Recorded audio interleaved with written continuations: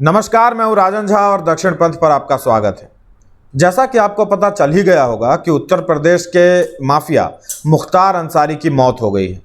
सबसे पहले आपको उसके मौत से संबंधित अपडेट दे देते हैं, फिर आगे इस पर चर्चा करेंगे कि वो कौन से लोग हैं जो एक माफिया अपराधी की मौत पर मातम मना रहे हैं।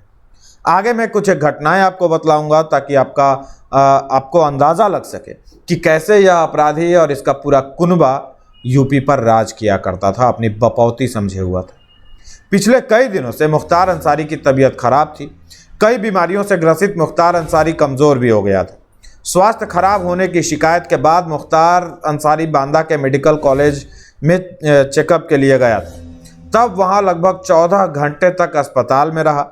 वहां 3 डॉक्टरों के पैनल ने उसका इलाज किया था। आखिरकार मेडिकल कॉलेज ने आधिकारिक तौर पर बतलाया कि मुख्तार अंसारी फिट है। रात में ही मुख्तार को वापस जेल भेज दिया गया। अगले ही दिन मुख्तार अंसारी की तबीयत एक बार फिर से बिगड़ गई और वो ज़मीन पर गिर पड़ा, जैसा कि जेल प्रशासन बतला रहा है। जेल के डॉक्टरों ने शुरुआती जांच किया, उसका इलाज करने की कोशिश की, लेकिन उन्हें सफलता नहीं मिली। आखिरकार मुख्तार को कड़ी सुरक्षा के बीच बांदा के मेडिकल कॉलेज में ले जाया गया, जहां डॉक्टरों ने उसे मृत घोषित कर दिया। अस्पताल की तरफ से दी गई जानकारी के अनुसार मुख्तार की मौत की वजह कार्डिक अरेस्ट बतलाई जा रही।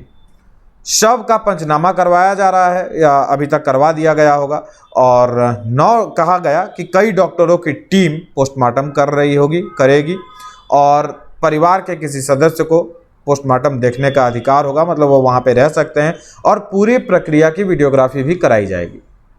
जिस तरह से एक वर्ग मुख्तार की मौत पर सवाल उठा रहा है वह बहुत खतरनाक है।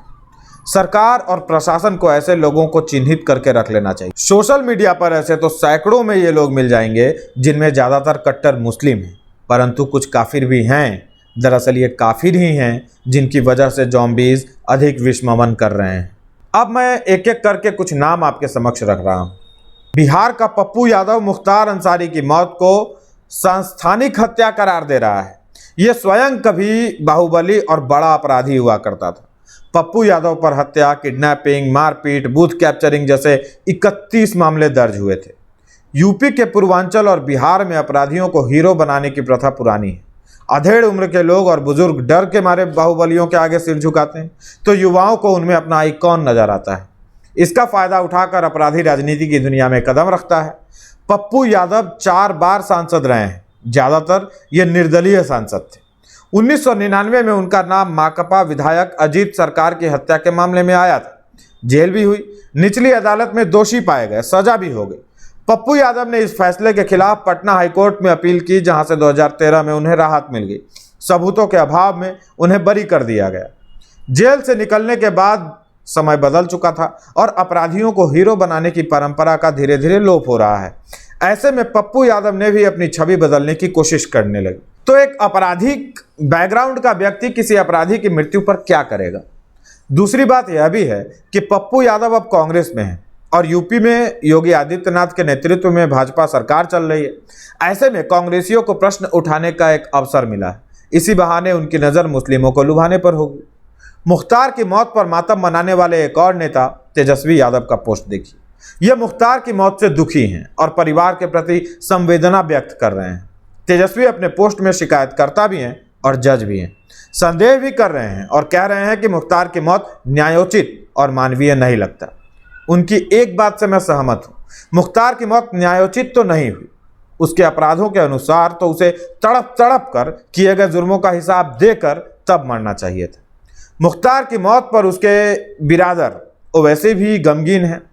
सारी फॉर्मेलिटीज़ पूरी करने के बाद बैरिस्टर ओवैसी लिखते हैं कि मुख्तार साहब ने प्रशासन पर गंभीर आरोप लगाया था कि उन्हें जहर दिया गया था।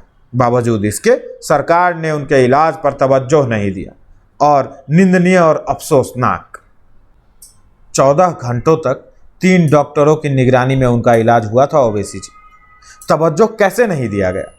जहर वाली बात तेजस्वी ने भी उठाई।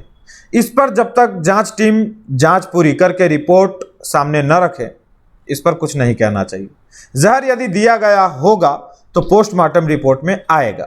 परिवार वालों के सामने ही पोस्टमार्टम कराया जा रहा है, फिर जांच होगी किसने जहर दिया होगा। दुश्मनों की कमी तो है नहीं इन अपराधियों की। पता न किसका बेटा या किसका भतीजा बड़ा होकर बदला लेने की फिराक में हो। इस पर बिना जांच के क्या कहा जाए। लेकिन काबा काबा करके एक आध वीडियो चमकाने वाली नेहा राठौर भी इस ग्रुप में शामिल है, जो मुख्तार के मरने से दुखी है और जहर वाले एंगल को हवा देने के फिराक में है। इससे पता चलता है कि इनकी उम्मीदें बरकरार हैं, टिकट मिल सकती है। जातिवादी गिद्ध चंद्रशेखर भी श्रद्धांजलि देते हुए मुख्तार अंसारी की मौत से दुखी है और जांच की भी मांग कर रहा है। अब छुटभइये फजलू वजलू अब्दुल वगैरह की बात करते हैं। ये ऐसी कौम है जिसने रोहित सरडाना से लेकर जनरल विपिन रावत जैसे व्यक्तियों की आकस्मिक मृत्युओं पर हर्ष प्रकट किया था, जश्न मना रहे थे, जबकि मरने वाले न हत्यारे थे न अपराधी। आज वही कौम शोक संतप्त है कि मुख्तार अंसारी की मृत्यु हो गई है और लोग खुशी क्यों मना रहे हैं। सुनो, लोग खुश इसलिए हैं क्योंकि मुख्तार अंसारी ने अनेक घरों का चिराग बुझा दिया था। वह एक सजा याफ्ता अपराधी था। अपराधी की मौत पर जनता खुशी ही मनाएगी। और जो लोग आतंकियों के जनाजे में शामिल होते हों, उनके लिए फतिहा पढ़ते हों, वो हमें नैतिकता और करुणा का पाठ नहीं पढ़ाएं तो अच्छा होगा। आप देख सकते हैं ये दुखियारा खेमा दो गुटों में बटा हुआ है। एक गुट है कट्टर इस्लामवादियों का जो विलापे अब्बा इंतकाल कर रहे हैं। एक वर्ग है राजनीतिज्ञों का, उसके लिए बाहुबली मुख्तार अंसारी मायने नहीं रखता। उनके लिए मायने रखता है बीजेपी के शक्तिशाली मुख्यमंत्री के कार्यकाल के दौरान पुलिस हिरासत में एक मुस्लिम कैदी की मौत। बस उनको इतना ही चाहिए। अब इसमें कई बातें हैं। सबसे पहले तो यह कि अपराधियों की वैलिडिटी अधिक दिनों की नहीं होती। यह बात वे स्वयं भी जानते हैं। अपने जीवन में किए गए कृत्यों से उनके दुश्मनों की संख्या बढ़ती जाती है। अपराध की दुनिया में सबसे अधिक वर्चस्व की लड़ाई होती है। जंगल का कानून चलता है, जो बचेगा राज करेगा। ऐसे में चाहे अतीक अहमद हो, मुख्तार अंसारी हो, श्री प्रकाश शुक्ला हो, इन अपराधियों के जिस्म पर पुलिस या किसी अन्य अपराधी की ही गोली का नाम लिखा होता है। वे सिर्फ प्रशासन के नहीं बल्कि बड़े स्तर पर आम जनों के दुश्मन होते हैं। बदले की भावना में जलता कोई भी इंसान उनका जानलेवा दुश्मन हो सकता है, जिसके साथ कभी इन्होंने ज्यादती की होगी। मैं यह सब इसलिए कह रहा हूं कि अपराधी के मौत पर मातम नहीं, जश्न मनाया जाना चाहिए। यदि कोई मातम मना रहा है, यदि कोई इसी बहाने विलाप करता हुआ सरकार, सिस्टम और इनडायरेक्टली हिंदुओं पर सवाल खड़े कर रहा है, तो उस आदमी से सावधान हो जाएं। वह आपका दुश्मन नंबर 1 है। अभी से आप उससे दूरी बना लीजिए। अब बात करते हैं मुख्तार अंसारी के प्रमुख अपराधों की। इन घटनाओं के बारे में सुनिए और सोचिए कि ऐसे माफिया और अपराधी की मौत पर लोग खुशी न मनाएं तो क्या करें। मुख्तार अंसारी पर 65 मुकदमे दर्ज कराए गए थे। उसके कितने पाप तो सामने आए ही नहीं होंगे, क्योंकि सामने वाले ने डर के मारे रिपोर्ट दर्ज नहीं कराया होगा। परंतु हम यहाँ उन्हीं मामलों की बात करेंगे जो चर्चित रहे। मुख्तार अंसारी ने पारिवारिक रुतबे का फायदा उठाते हुए छोटी मोटी ठेकेदारी से अपराध की दुनिया में कदम रखा, परंतु वर्चस्व और ताकत की महत्वाकांक्षा ने उससे बड़े बड़े अपराध करवाए। वर्ष 1991 में मुख्तार का नाम कांग्रेस नेता अवधेश राय की हत्या में आया। देर शाम अवधेश को उनके घर में ही गोली मार दी गई। मुख्तार अंसारी को इस मामले में उम्र कैद की सजा भी हुई थी। आज वही कांग्रेसी मुख्तार अंसारी की मौत पर सवाल उठा रहे हैं। वर्ष 2002 में भाजपा नेता कृष्णानंद राय ने मुख्तार को उसी के घर पर पटकनी दी थी चुनाव में। मुख्तार अंसारी इस बेइज्जती को नहीं झेल पाया, अतः उसने इंतजार किया और वर्ष 2005 में एक कार्यक्रम से लौटते हुए सिटिंग विधायक पर गोलियां चलवा दी। 2, 1, 10 राउंड नहीं, पूरे 400 से 500 राउंड गोलियां चली थी। विधायक और उनके 6 साथियों की मौके पर ही मौत हो गई। क्या आप जानते हैं आगे क्या हुआ? कृष्णानंद राय चोटी रखा करते थे, उनकी चोटी काट ली गई। मुख्तार ने उसे हाथ में लेकर कहा कि जय श्री राम मेरे मुट्ठी में है। इन 2 बड़े हत्याओं के अलावा मन्ना सिंह हत्याकांड के गवाह रामचंद्र मौर्य की हत्या, गाजीपुर के एसपी शंकर जायसवाल पर जानलेवा हमला, पूर्वांचल के बड़े कोयला कारोबारी रुंगटा का अपहरण जैसे मामलों में मुख्तार का हाथ बतलाया जाता है। जेल में रहते हुए भी उस पर 8 मुकदमे दर्ज हो गए थे। वह न तो पुलिस को कुछ समझता था, न ही प्रशासन को। सब उसके जेब में रहते थे। आज आपने टीवी पर शैलेंद्र सिंह को सुना होगा, जो मुख्तार की मौत से खुश हैं। नहीं सुना तो भी कोई बात नहीं, मैं बतलाता हूं। शैलेंद्र वही पूर्वाधिकारी हैं जिन्होंने 20 साल पहले मुख्तार के खिलाफ केस किया था और बाद में उन्हें खुद ही जेल जाना पड़ा था। 20 साल पहले 2004 में मुख्तार अंसारी का साम्राज्य चरम पर था। वह उन इलाकों में भी खुली जीप में घूमता था जहां कर्फ्यू लगा हुआ होता था। उस समय मैंने, यानी ये बतला रहे हैं शैलेंद्र, मुख्तार से एक लाइट मशीन गन LMG बरामद की थी। मुख्तार से LMG की वह पहली बरामदगी थी। उसके बाद आज तक कोई ऐसी रिकवरी नहीं हुई।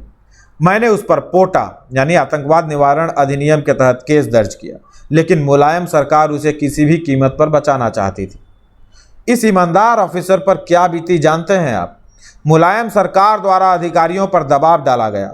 IG रेंज, DIG और SP STF का तबादला कर दिया गया। यहां तक कि उन्हें 15 दिन के भीतर इस्तीफा देने के लिए मजबूर किया गया। शैलेंद्र को सरकारी नौकरी छूटने के बाद प्राइवेट नौकरी करने जाते तो कंपनी वालों को फोन पहुंच जाता था। किराए पर मकान नहीं मिलता था। रात में सामान कहीं रख दिया तो सुबह खाली करना पड़ता था। इसलिए लोग खुशी मना रहे हैं।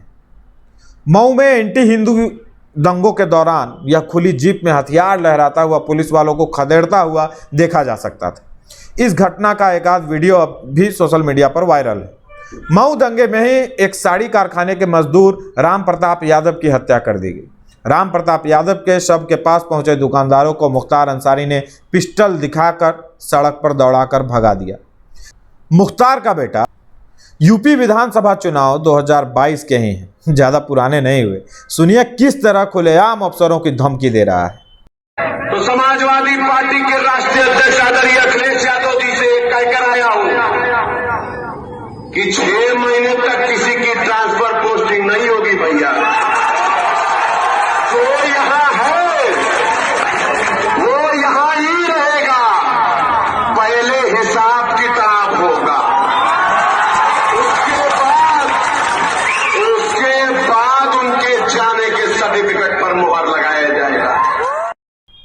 अब ऊपर वाले ने हिसाब बराबर किया तो बुरा लग रहा है। इनके अत्याचारों से पीड़ित लोग जश्न न मनाएं तो क्या करें? सोचिए और उन लोगों से दूर रहिए जो अपराधी की मौत पर मानवता का ज्ञान दे रहे हैं। जुड़े रहने के लिए बहुत बहुत आभार, धन्यवाद।